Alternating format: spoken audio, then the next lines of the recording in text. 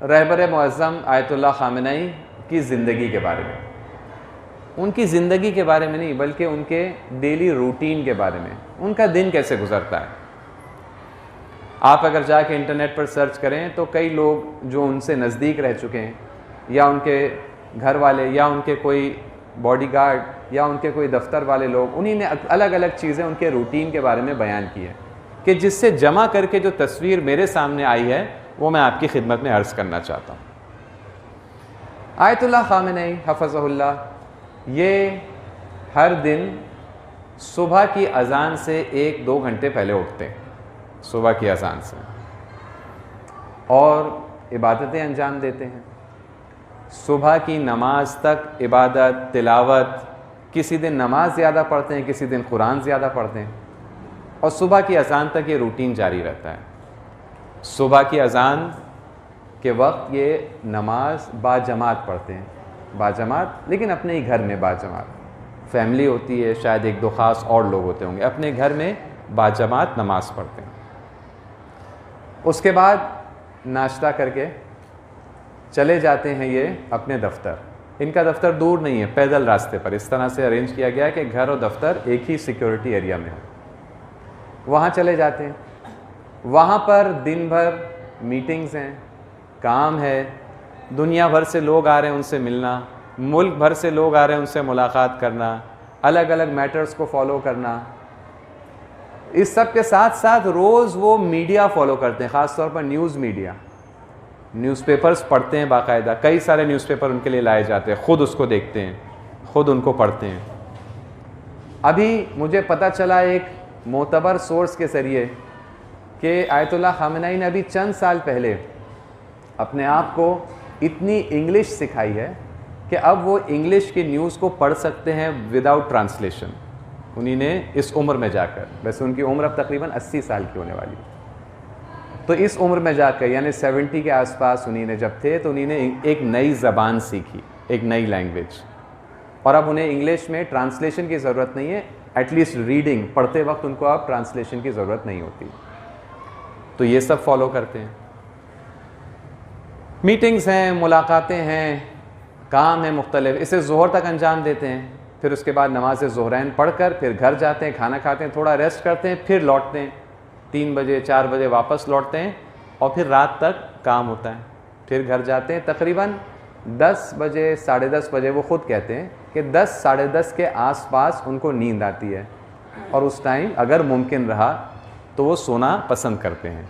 और फिर नमाज सुबह से 2 घंटे 1.5-2 घंटे पहले उठना, यानी 4-5 घंटे तकरीबन शायद उनकी नींद होती है रात।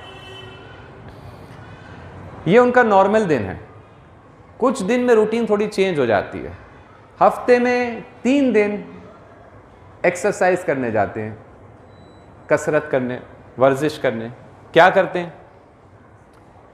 उन्हें पहाड़ चढ़ना पसंद है, पहाड़ों को चढ़ना पसंद है।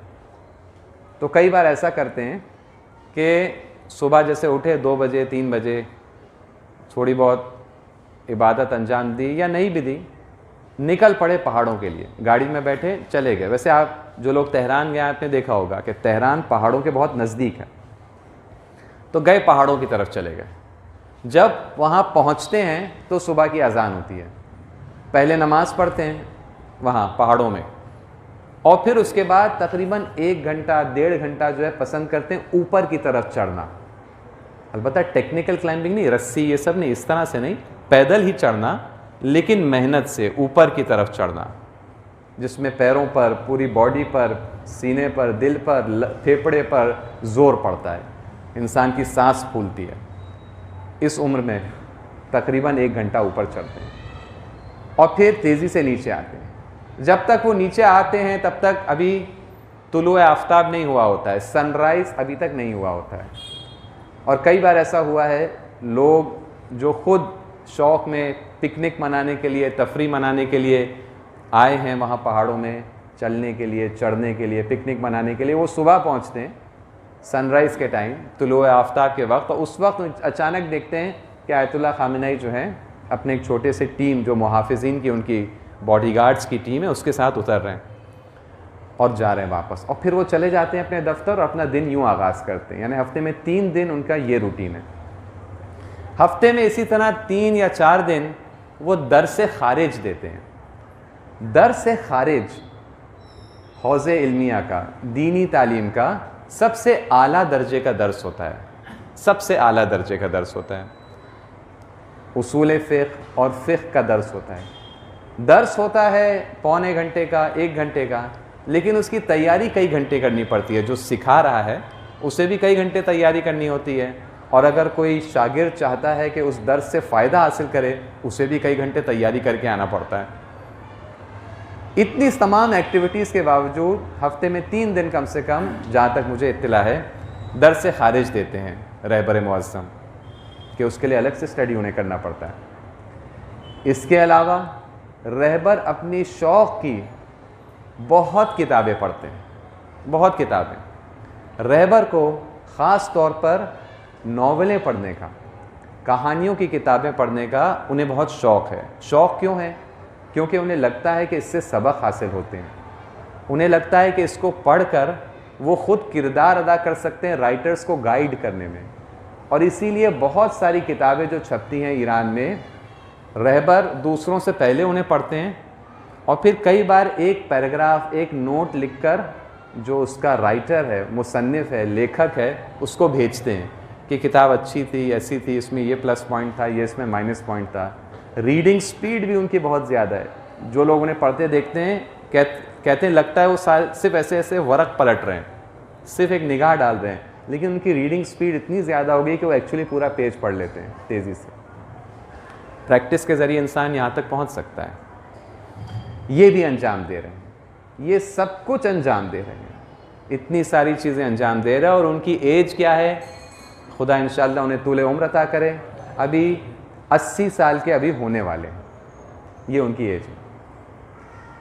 ये मैं आपको क्यों बयान कर रहा हूँ? उनकी ज़िंदगी की डेली रूटीन, क्या वजह है कि मैं आपके सामने बयान कर रहा हूँ?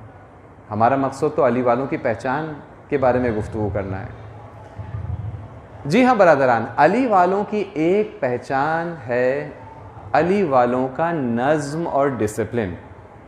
नज़्म अली वालों के अंदर पाया जाता है।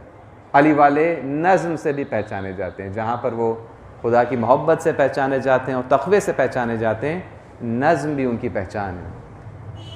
और आयतुल्लाह ख़ामनेई रहबर मुअज़्ज़म एक शिया हैं, और उनके अंदर ये पहचान बहुत वाज़े तौर पर नज़र आ रही है, हमें बहुत ही वाज़े तौर पर नज़र आ रही है।